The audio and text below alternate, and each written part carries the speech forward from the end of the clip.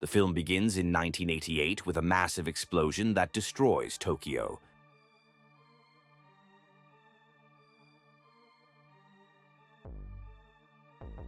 The city is rebuilt into a dystopian version called Neo-Tokyo, which is plagued by corruption, gang violence, and civil unrest. Kaneda, the cocky leader of a motorcycle gang, and his best friend Tetsuo, a quieter and more reserved member of the gang, are involved in a street fight with a rival gang. During the confrontation, Tetsuo crashes into a strange childlike figure who is one of the government's psychic subjects. This encounter leads to Tetsuo being captured by the government for experimentation. The government is conducting secret experiments on people with psychic abilities, and Tetsuo is identified as a potential subject.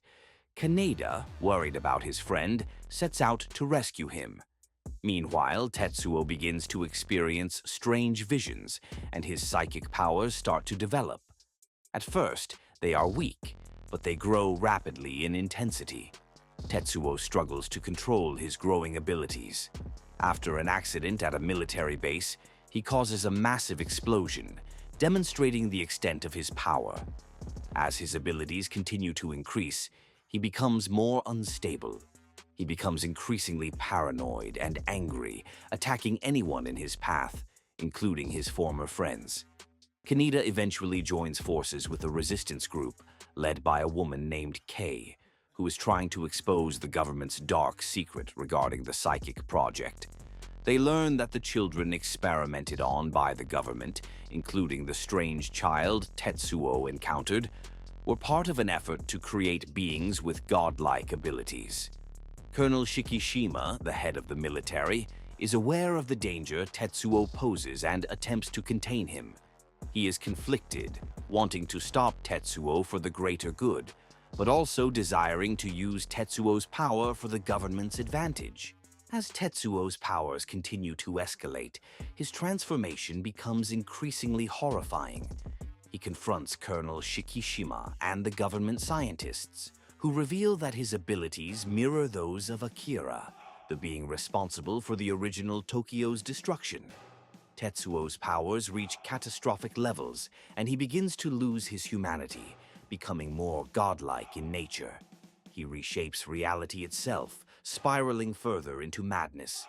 Kaneda, desperate to save his friend, confronts Tetsuo in a final battle. Kaneda tries to reach the Tetsuo he once knew, but the power Tetsuo now possesses is overwhelming. Their fight culminates in an explosion of psychic energy that leads to Tetsuo's final, tragic moment. His body is consumed by his uncontrollable power, disintegrating into a mass of raw energy.